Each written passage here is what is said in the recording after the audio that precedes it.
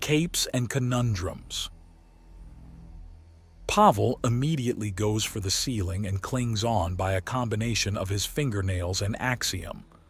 Below him, a completely silent guard bot trundles through the area and starts turning around to look about.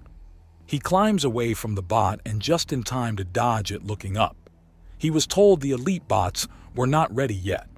Likely this is the prototype phase, which means that more is to come, so he needs to step on it if he doesn't want to be caught in about 50 different escalating problems trying to get in his way. He's done with the basement anyways and slips back up to the first level, just in time to see Robin descending to the second, and they thankfully see each other. Unfortunately, the new elite bots are getting in the way and neither of them leaves their hiding places until the coast is clear. That costs them both a minute. New drones. I've swept the top floor. Not many clues. Fake IDs and notes in the left wing if you're facing the building from the front. Third right as you go down the hallway. Robin whispers. They then pause and hide further as a pair of elite guards roll by. Then they start whispering again. Basement's a gold mine. Only dud rooms are laundry and a janitor's storage closet. First floor has a good clue in the fourth door down on the right side from the center. Where's Rhino? Pavel asks. He's doing his own pass of the third floor. I'm going for what he indicated here on the second. Want to come with? Robin says, and Pavel shakes his head before they both duck away as more guards pass. They wait a bit. I need to do my own pass. We each check each room at least once and then get out. But we need to hurry. There's no telling what's next. Lights, a hunter, a villain. Hell, they could just disqualify us, Pavel says. Let's put a motor on it. Stick to the ceilings and shadows. Duh. Keep your ears open. The new bots are much, much quieter, Robin says, and the men split up. While this little meeting was going on, Eleno had his own encounter with the newer, sneakier bots. The bot that had snuck up on him in question had been forcibly deactivated and dropped out the nearest window and into the bushes below. Perhaps not the most subtle, but when you hear a siren behind you, you have to act fast, and the lucha instinct has him grabbed by the neck, which is an issue if there is no neck, to heft your opponent upwards to assert control. This action did not help with the chirping elite bot alarm, but it did put his opponent in such a position that he could solve the problem. By the time the other guard drones are in the area, there is merely an open window and nothing else to observe as the thoroughly deactivated robot is hidden by the fake bushes far below. Ha ha! Eleno knows what that was. The game is still on. Eleno can still charge forward to victory, he says into the microphone in such a way in that he sounds like he's outright bellowing to Overwatch. Overwatch, for his part, is merely smirking at this. Darkscream asks first, "Why are you so happy?" Dropping a guard bot has a penalty. It can't sound the alarm, but taking it out, which is a legal move, still has penalties. This penalty is a 5-minute reduction to the timer to the next stage, so they're about 12 minutes away from a hunter arriving, Yichun says with satisfaction. We just need 1 or 2 more surprises to... Eleno charges forward, Eleno announces as he does. Just that. Albeit on the ceiling and out of sight of the guard bots. So are there any clues they've missed? Shadowlight asks, as she watches all 3 men race even faster than before through the mansion. There's a sense of further surreality as Eleno actually vaults off the top of a guard bot to continue his trek, and Yichun outright facepalms in annoyance. He knows they don't have tactile sensors. He's just toying with us. Yichun notes grumpily. And no, they've got everything they need to finish the puzzle. We think. You never know when someone will prove themselves in desperate need of a clue by 4. I'm sorry, what? Ambush Knight asks Yichun as they watch Eleno damn near literally fly over the heads of numerous guards. I don't know where the saying came from, but it basically means to beat the stupid out of someone's head. Yichun remarks as all 3 men take on average 3.5 seconds to scan each room and then move on to the next one. 5 minutes. It takes 5 minutes before the three men have cased the entire building. Dark Scream boggles at the sheer pace of things. They were playing. The whole time they were playing. Yes, they were, Yichun remarks before chuckling.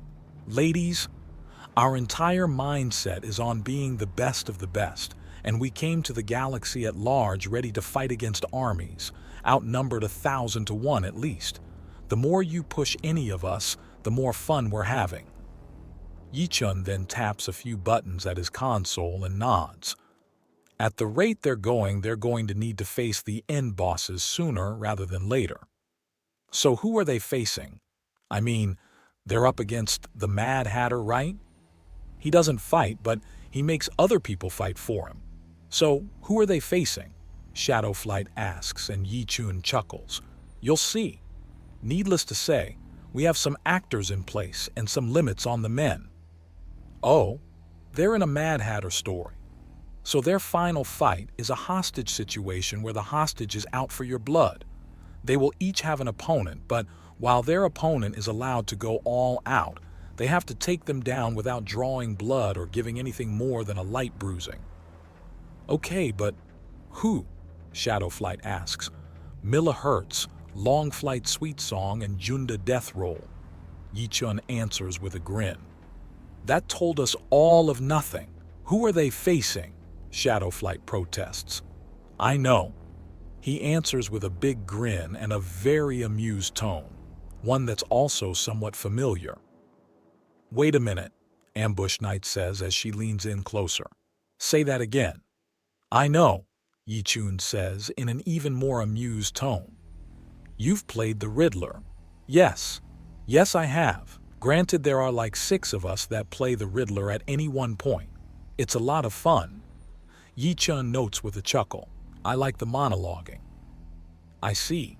So, maybe you could explain to US what's going on as they gather the final clues? Shadowlight asks. All right. This is an experiment. We're testing the tests. With you girls, it was a bunch of one-shots, as it's called. Each test was a contained small story in and of itself. The test the guys here are running through is a storyline instead.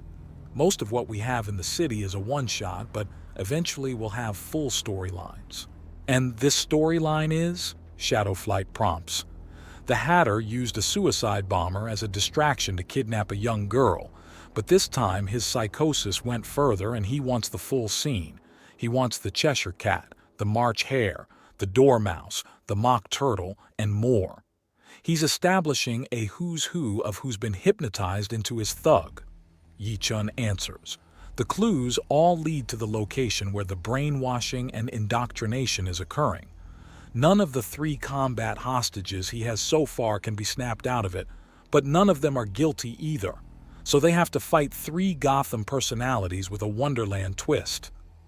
So they're all winding up for a massive fight where they're basically unarmed and unable to use their real strength, but the Cheshire Cat, the Mock Turtle, and the Butterfly will be able and willing to tear them to shreds.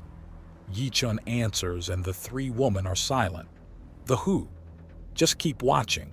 You'll see soon. Yichun notes before indicating the screens, especially as Pavel has decided he's got enough information and is making a play for his escape. So, we'll be seeing his fight soon? Soon enough. All 3 men are likely to be hard on the terrain, and the holographic program we have up and running will need some tweaking before we can run 3 at once. So how is that going to work out? Darkscream asks, and Yichun indicates the proper screen. Just watch, he says, and they do. Pavel makes it to the roof and calculates things. The way out is the same no matter which direction you go in. So long as you get there unseen, you're golden. So he nods, and after dodging one last guard bot, launches himself off the roof and away from the mansion. He lands out of the zone and in a waiting area for a holographic chamber. It then asks him to enter his destination, and he chooses 7856 in the Burnley district, the northern side of Slag Street. Things shift, and the holographic chamber reorients to show him an office building next to a steel smelting facility. It looks like it has barely anyone working there, but it's his destination. The basement offices have been rented out, but to just enter normally is asking for trouble. So he slips into a vent and slides down. He has to use a lot of axiom to brace his fall so he doesn't make an amount of noise comparable to a tornado of pots and pans. He slips out and looks around, hearing a tinkling music that sets his teeth on edge. Not a good sign. Very much not a good sign. Maybe he can end this before it begins. Pavel slips out the cuffs he took while playing Deadshot. Shadowlight hadn't even noticed him lifting them. Something else to mention to her. The music box is really getting on his nerves, supernaturally so. He closes it. Not the smartest thing for stealth, but it's doing something. Story-wise, it's doing something, and leaving it on is the greater danger than exposure. There's a rustling sound, a chittering noise. Then the nearest wall explodes as a Mothman with dyed wings comes screaming through the walls. The Orani is pulling out all the stops on the crazy routine and is trying to bash him with his wings, gouge and slash with his claws, and Pavel barely dodges the spearing tongue. He has no idea what the unending clicking and chiming is actually saying. For all he knows, he's getting a lecture on classical opera, but there's no point trying to translate it. He has no idea about trill speech. Axiom coats his hand and he swats away a brutal claw, even as the massive spear of a proboscis is dodged again, even as Pavel slaps half the cuffs around the Orani's wrist and then uses it to start taking control. He starts shoving the Orani around and leading him towards the door that the Orani thoroughly ignored, even as the claws come slapping at him and tearing and clawing and ripping. "Keep your temper!" The Orani with dyed wings screams at him in a fury as their head twitches, but the antennae do not move. "Keep your temper!" Then Pavel dodges to let the Orani slam their claw through the wall, and he grabs the wrist of the other with the bat binder on the wrist and pulls at it before pulling at the claw partway through the other side of the wall. He clips them together and the Orani starts struggling and tearing at the much more solid doorframe of the building and fails to break things off. "Stupid girl! Stupid girl! Stupid girl!" the Orani screams out before slumping to the floor. Pavel straight up applauds the man's performance and the Orani stands up and gives a slight bow. "Thank you. Thank you, good sir. I must say I didn't expect that my first performance after being recruited would be like this," the Orani says. "A big thing about the Undaunted is that none of us really expected what happened," Pavel remarks as he holds his fingers over the mechanism of the cuffs. They pop open and allow the Orani to rub his wrists. "I've only seen you in passing. Your recruit sweet song."